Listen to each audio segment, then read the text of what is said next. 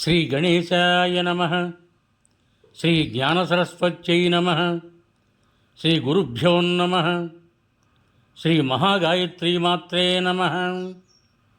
Shri మహాగాయత్రీమాత YouTube ఛానల్కు అందరికీ స్వాగతం. ఆహ్వానించువారు కాశీవజ్ర సుబ్రహ్మణ్య శర్మ, నిడదవోలు. బ్రహ్మానంద సరస్వతీ స్వామి అంతిమ భాగము కొనసాగింపు. ఒకసారి అహ్మదాబాదులో 3 దినాలు కర్ఫ్యూ విధించారు. ఆ సమయంలో బ్రహ్మానంద సరస్వతి స్వామి వారొక మధ్యరాత్రి రైలు దిగి ఒంటరిగా పోతుండగా పోలీసులు పట్టుకుని నిర్బంధంలో ఉంచారు. రాత్రి 1:30 ప్రాంతంలో ఆ స్టేషన్ సబ్ ఇన్స్పెక్టర్ భార్యకు కలలో స్వామి కనపడితే ఆమె భర్తను లేపి ఎవరో స్వామి మీ స్టేషన్లో నిర్బంధంలో ఉన్నారని చెప్పింది. ఆయన ఆమె మాటలు సరుకు చేయక పడుకున్నాడు. ఆయనకు కూడా స్వామివారు లాకప్లో ఉన్నట్టు కనపడగానే లేచి గుర్రమెక్కి పోలీస్ స్టేషన్కు పోయి స్వామిని విడిపించి క్షమార్పణ చెప్పి తమ ఇంటికి తీసుకుపోయినాడు. మర్నాడు ఉదయం స్వామివారికి సర్వోపచారాలు పూజలు చేశాడు. ఆ దంపతులకు అన్నీ ఉన్నాయి, కానీ సంతానం మాత్రం లేదు. స్వామివారు ఆ ఇల్లాలకు దత్తమంత్రం ఉపదేశించారు. 1 సంవత్సరానికి ఆమె చక్కని కొడుకును కన్నది. శిశువుకు దత్త బ్రహ్మానందమూలే అని పేరు పెట్టుకున్నారు. సబ్ ఇన్స్పెక్టర్కు వెంట ఉన్నత పదవులు లభించాయి. అతడు తన 50వ ఏట స్వచ్ఛందంగా ఉద్యోగం విరమించి స్వామి వద్ద క్రమసన్యాసం స్వీకరించి జ్ఞానానంద సరస్వతిగా ప్రసిద్ధుడైనాడు.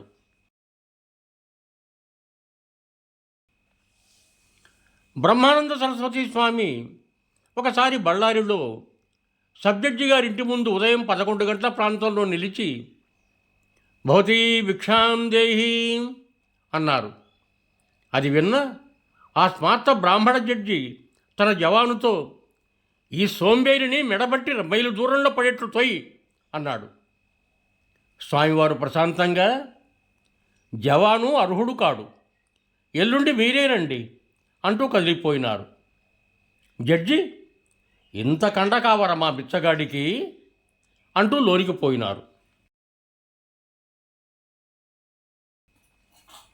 ఆయన కోర్టుకు పోవటానికి సిద్ధమయ్యేలోగా ఆయన భార్యకు విపరీతమైన కడుపు నొప్పి వచ్చింది. డాక్టర్లు వచ్చి ఏమి చేసినా నయం కాలేదు. జడ్జి ఆందోళనతో కోర్టు మాటే మర్చిపోయినాడు. సెలవు చీటీ కూడా పంపలేదు. ఆనాడంతా ఆమె బాధపడుతూనే ఉంది. జడ్జి బాధ్యతారహితంగా ప్రవర్తించినందుకు మరునాడు విధి నిర్వహణ లోపానికి సస్పెండ్ చేస్తూ మద్రాస్ హైకోర్టు నుండి టెలిగ్రామ్ వచ్చింది. భార్య మంచం పట్టినా, తన ఉద్యోగానికి గ్రహణం పట్టినా జడ్జికి తాను చేసిన అపచారం మాత్రం గుర్తుకు రాలేదు. మర్నాడు జిల్లా జడ్జి ఆదోని మున్సిఫ్ సబ్ జడ్జి వద్ద ఉన్న రికార్డు స్వాధీనం చేసుకున్నాడు. ఇంటి ముందు జవాను లేడు, పలకరించేవారు కరువైనారు. ఆయన దైన్యాన్ని గమనించిన ఎదురింటి వర్తకుడు వచ్చి, అయ్యా, మొన్న మీరు ఆ సన్యాసిపై ప్రదర్శించిన దురహంకార ఫలితమే ఇది అనేదాకా అతనికి గుర్తు రాలేదు. ఇటువంటి వారిని ఉద్దేశించియే కాబోలు అలసాని పెద్దనగారు బుద్ధిజాడ్య జనితోన్మాదులు గదా శ్రోత్రియులు అన్నారు. వెంటనే ఆ పెద్ద మనిషి వర్తకుండి తోడుగా తీసుకొని ఊరంతా తిరిగాడు. ఒక చెట్టు కింద ధ్యాననిష్టలో ఉన్న బ్రహ్మానందులను దర్శించి పాదాలు పట్టుకొని కన్నీరు మున్నీరుగా ఏడ్చి క్షమాభిక్ష వేడాడు. చుట్టూ జనం మూగారు. స్వామివారు అతనితో, నన్ను ముట్టుకోకు, 5 దినాల తర్వాత నీ కుర్చీపైకి మరలా నిన్ను నెడతాను అన్నారు. సబ్జడ్జి స్వామిని వదిలిపోలేదు. ఊరంతా ఈ వార్త వ్యాపించింది. జిల్లా జడ్జి తదితర అధికారులు వచ్చి స్వామి చుట్టూ మూగారు. ఉన్నట్టుండి స్వామి అంతర్ధానమైపోయారు. మరలా వస్తారేమో అని రాత్రి 9 గంటల దాకా కాచుకొని ఎక్కడి వారక్కడికి వెళ్ళిపోయారు. మర్నాడు ఉదయం జిల్లా జడ్జి 11 గంటలకు కోర్టుకు వచ్చేసరికి సబ్జడ్జి కోర్టులో ధర్మాసనంపై గౌరు వేసుకొని స్వామివారు కనపడి వెంటనే అదృశ్యులైనారు. జడ్జీలు ఇతర అధికారులు 12 గంటలకు చెట్టు వద్దకు పోయి చూస్తే స్వామివారు అక్కడ లేరు. రైల్వే ప్లాట్ఫారంపై ఉన్నారు. అందరూ వచ్చి ప్రార్థించారు. సబ్జడ్జి భార్య ఆరోగ్యం కుదుటపడింది. ఆయనకు మద్రాసుకు రమ్మని హైకోర్టు ఆదేశం వచ్చింది. సబ్జడ్జి మద్రాసు వెళ్ళాడు. హైకోర్టు వారు ఆయనను ఎప్పటిలా ఉద్యోగం ఇచ్చారు. 4 నెలల తర్వాత స్వామివారు ఆయన ఇంటికి వచ్చి భిక్ష స్వీకరించి పాదపూజలు అందుకున్నారు. అప్పుడే స్వామివారు స్వబోధ దర్పణం, సెల్ఫ్ ఇన్స్ట్రక్టర్, టైం టేబుల్ వ్రాసి సబ్జడ్జికి ఇచ్చినారు. నిద్రలేచింది మొదలు తాను చేసే పనులు ప్రతి అరగంటకు ఉన్నట్టు వ్రాసి రాత్రి పడుకునే ముందు ఒకసారి చదువుకోమన్నారు. క్రమంగా పరిణామం వస్తుందన్నారు. ఆ కాగితాల మార్పులు ఎప్పటికప్పుడు తమకు పంపించమని ఆదేశించారు. ఆయన అట్లే చేసి పరిణితుడై 1930లో సన్యాసం స్వీకరించినాడు.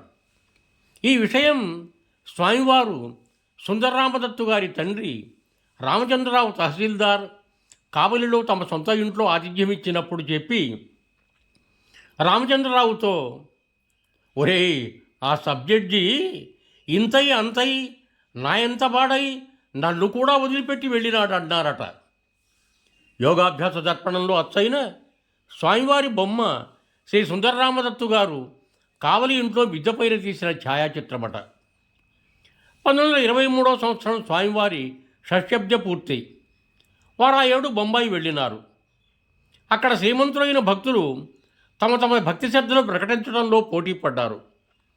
స్వామివారు వారి మాటలు చేష్టలు గమనిస్తున్నారు.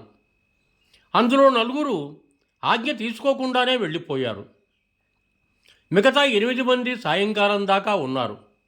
తమ ఇంటికి పాదపూజకు రావలసిందిగా స్వామిని ప్రార్థించారు. శ్రీవారు అందరితోనూ మర్నాడు ఉదయం 10 గంటలకు వస్తామన్నారు. అన్నట్లే అందరి ఇళ్లలోనూ మర్నాడు 10 గంటలకు ప్రత్యక్షమై స్థానపూజాదులు ముగించి భిక్షించి పాదపూజలు అందుకొని ఆశీర్వదించిపోయారు. అట్టివారిలో కొల్హాపూర్ రాజు, కేల్కరు మొదలైన వారు ఉన్నారు. ఇది గురుచరిత్ర 47వ అధ్యాయంలో శ్రీ నరసింహ సరస్వతి స్వామి ధనత్రయోదశి నాడు ప్రదర్శించిన లీల వంటిది. శ్రీ సుందరరామదత్తు గారు బ్రహ్మానంద సరస్వతి స్వామి వారి పాదుకలను ప్రతిదినము అర్చిస్తుంటారు. బహుధాన్య మార్గశిర శుద్ధ దశమి 2/12/1938 శుక్రవారం నాడు అర్చన కోసం దత్తుగారు మందసం నుండి పాదుకలు తీసి చూస్తే చదులు పట్టి ఉండటం గమనించి చింతావ్యాకులుడైనారు. ఆ 2 దినాలు దత్తుగారి మనస్సులో లేదు. 4/12/1938 నాడు ఉదయం 10 గంటలకు వారికి కాశీ నుండి శ్రీవారు దశమి నాడు సిద్ధి పొందినట్టు టెలిగ్రామ్ వచ్చింది. శిష్యవత్సరుడైన స్వామివారు దత్తుగారికి చూపిన నిదర్శనమిది. సంపూర్ణం యువం భూయాత్. సర్వే జనా సుఖినో భవంతు. ధన్యవాదములు.